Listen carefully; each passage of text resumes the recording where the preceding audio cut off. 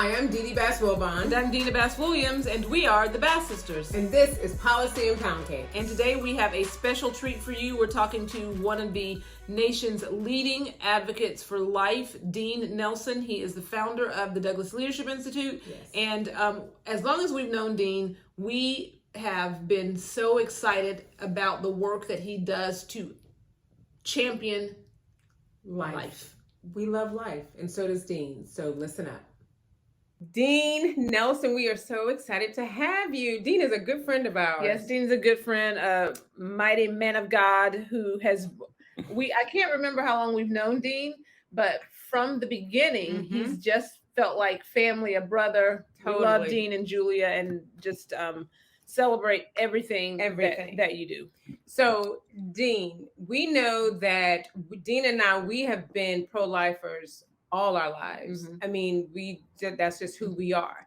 And so when Roe was overturned, I'm kind of embarrassed to say it out loud, but I honestly never thought that it would happen. We were fighting the good fight, but I too am embarrassed. Like, we were fighting the good fight, but we just didn't think, like, as Christians, I'm even embarrassed that I just didn't have the faith, and now here we are. Now that it's overturned, how do you see post-Roe the fight? How do you see things going now? Wow. Well, number one, I will say and agree with you. It was a little bit, this might not be the best analogy, but it was a little bit like the dog catching the car, right? I mean, it's like, oh, wait, now that this has happened, what? So even though there are people who were somewhat prepared, I think most in the pro-life movement were not fully prepared. And I think many of us are still trying to figure out what this means, because essentially it has made it like 50 different smaller battles. And some of those battles have already, been won in a small, number of states like Oklahoma, and some would argue, in Texas. But even being able to say, hey, look, we have limited abortion to, prior to 6 weeks, or we've eliminated it, completely. There's still important information for people to know that like 75% of the country still has abortion on demand. And we have some states like Michigan that the opposition, the abortion forces spent some estimates over $50 million to get a ballot initiative on on the ballot last cycle, and now that's actually passed. So we have some very, very bad pro-life, we'll just say they're pro-abortion laws that are now on the books in states like Michigan. So there are lots of challenges, and so we're kind of like looking at them state by state. And there are a lot of different approaches, but one of the main things that for pro-lifers, for us, is to continue to pray.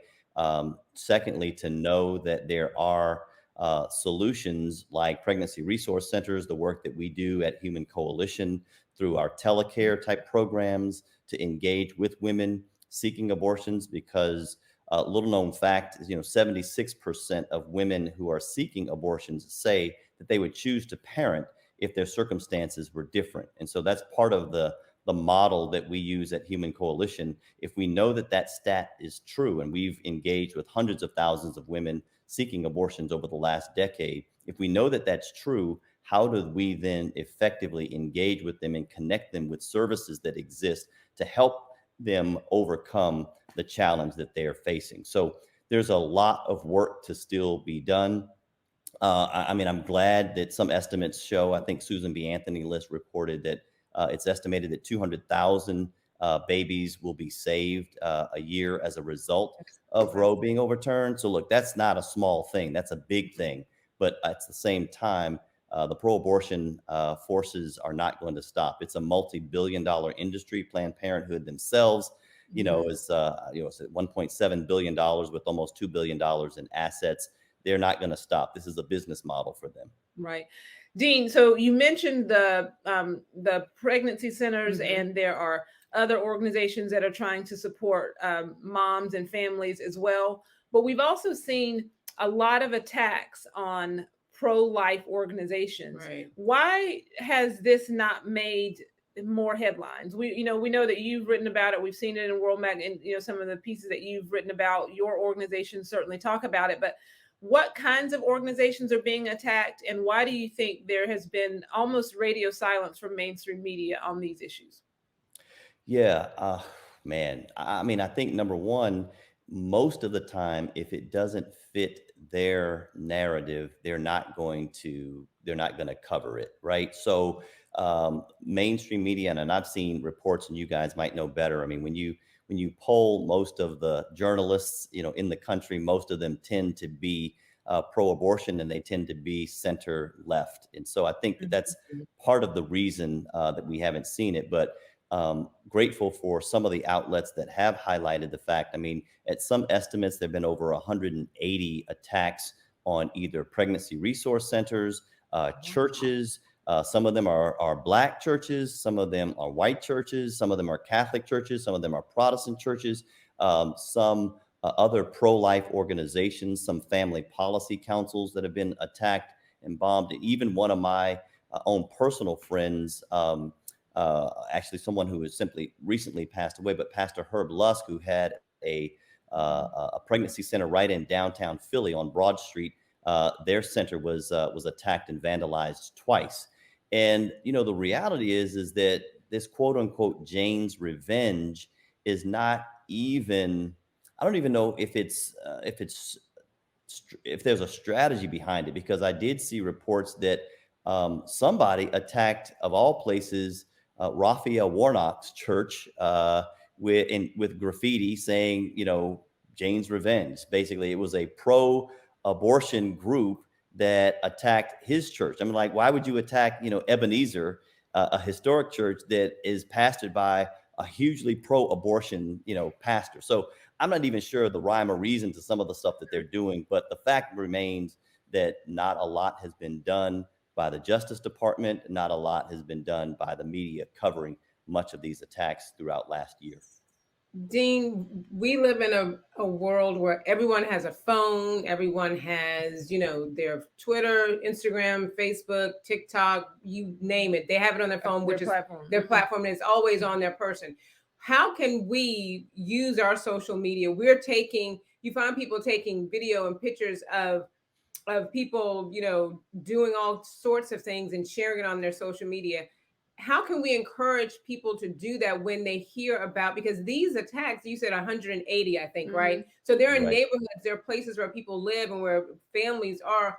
How can we encourage people to use their social media to share what they see in their neighborhoods? Because we want the media, I want the media talking about I want the this. media talking about it. I want them to pick the stories up and let everyone know. If it's not in my neighborhood, I still want to know about it because it's still affecting all of us. Yeah, no, and I'm glad you guys have brought that up, and you have done a good job within certain circles to encourage people, to become like their own newsroom. You know what I mean? I mean, when we have cameras and we can go to those places, I will commit to you that with all of the allied organizations that I'm a part of, to push that as a real strategy and to allow you all to help to communicate that to people.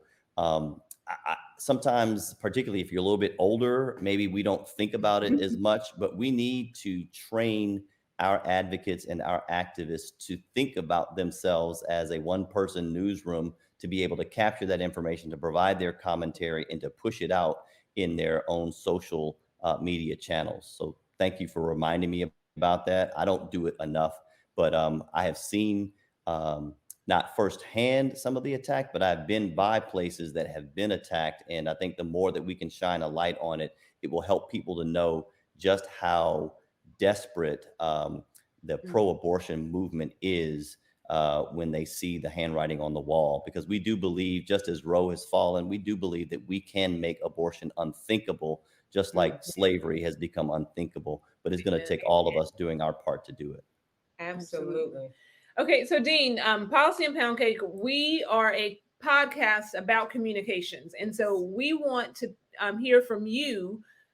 What are the we love that you said making abortion unthinkable. What have your arguments been, like the crystallizing arguments, the communications to make people see that that abortion should be unthinkable?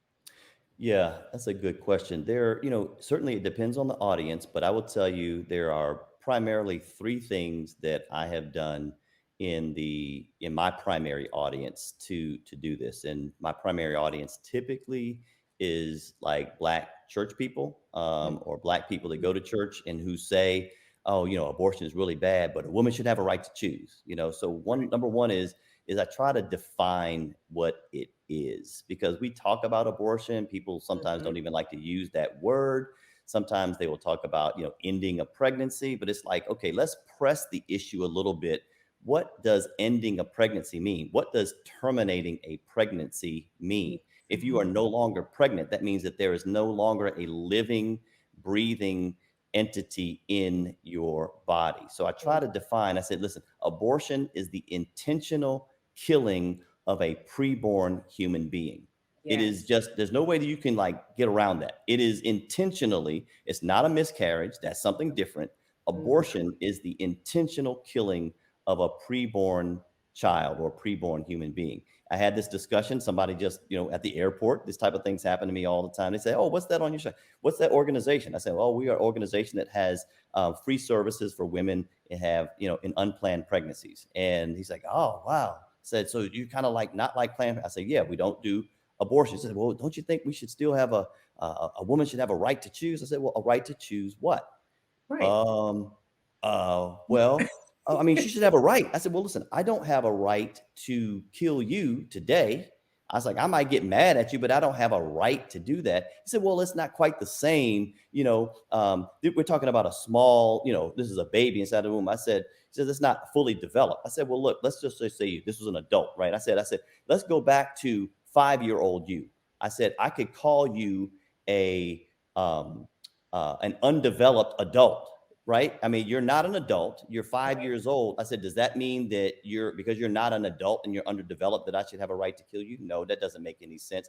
I said, "So what right do we have to take the life of a child that has a heartbeat at 6 weeks or at 7 weeks? We don't have that as a right. Nobody should have the right to kill." And it says, "Okay, well, what about, I mean, if she didn't really want that child because she was raped?" I said, "Look, man, rape is horrible." I said, "That is Yes. terrible." I was like, "Let's not sugarcoat how bad rape is." I said, "Now we are talking about like less than 1% of like the abortion cases." And I said, "You might also want to know that most women right now who are raped, actually, most of them carry their children to term." I was like, if you look statistically. So I said, "But let's just talk about it." I said, "In Texas, a great state that will really punish you, they don't mind sending people to jail in Texas." I said, "A person who does the rape probably will get 25 years." I was like, "But the child who is perfectly innocent does not get a judge, does not get a jury, does not get but they are sentenced to death for something that they did not do." As horrible as rape is, I don't think that the solution is to kill the only perfectly innocent person involved in this. No. And so those are some of the things that I say to people. And then certainly I try to help people within our community understand, the Black community, that, there was an agenda to use abortion and eugenics against us. And I just say, well, so I don't really believe that. I said, "Well, just read the letter that Margaret Sanger wrote in 1939 to Clarence Gamble, Explain. where she said," you can read it for yourself. She said, "We don't want word to go out that we want to exterminate the Negro population." I was like, just read that to start for Courage. yourself. So Mhm. those are some of the things that I say to try to help people to rethink. And it works. People may not always come all the way, but they're like, okay, I hadn't really thought about it that way. But we really have to define what abortion is. And it Mhm. is the intentional killing of a preborn human being. It is. Excellent. Dean, the way you just said that and how you responded to individuals that come up to you, I'm going to have to use those. I'm going to have to use some of those responses because when it happens, Dina knows I get so excited or so. She gets very passionate about it. And I probably don't come off and her great passion, sometimes she forgets that she actually is a professional communicator because she just gets so I have to remember I will say, sitting on my shoulder, and you're giving me those words, and be very calm in my delivery. So, and we hope that people listening to this will use some of those as well. So thank you so very much for that, because that was awesome, absolutely awesome. But before we wrap up, Dean, we have a really important question. And we ask all of our guests this question. But when you are sitting around with your family, with your kids and your lovely wife, and you guys are talking policy, or you're just with friends and colleagues talking policy, what is your favorite cake? What is your favorite dessert that you like to have when you're talking policy? Wow. So I will start at the top, and then I'll give you a little regression or progression, because you started out by saying if I'm talking to my wife. So if I'm talking to my wife, it is clearly her carrot cake, her homemade carrot cake, because she makes it better than any restaurant. She makes it better than anybody. So if I'm talking to her, it's delicious. So that's number one. Now, if it's another audience and I'm not, just bragging about my wife's delicious carrot cake, I will tend to go with a red velvet cake. I did grow up in the South, and I definitely love red velvet. Now, I will say, with a little bit of ice cream, a lemon pound cake is really, really good. So, I as you might gather, I do have a sweet tooth. It's true. I could give you a few more, but and I will say probably of all my desserts, my wife's her carrot cake is probably the best, but second is probably a delicious blueberry cobbler. I like berries. I grew up. He's going on. He said red velvet blueberry cobbler. Very good. Okay, Dean. You got it all covered, Dean. You can tell I've thought about this a little while. Yeah. Well, good. Dean, thank you so much. We really appreciate it. And more than anything, we appreciate your strong voice in this movement. Absolutely. You have been doing this for a long time, and it is paying off. You are changing hearts, and certainly with the Douglas Leadership Institute and the work that your organization does literally across the country. Yes. Building strong communities. We just really appreciate what you do. Absolutely. So, round of applause. Thank you so much. I'd like to last say how much I love and appreciate the both of you, because there are very, very few people that are recipients of our Frederick Douglass Award, and you guys are, because that's how highly I think about you and how special you guys are. So keep doing what you're doing.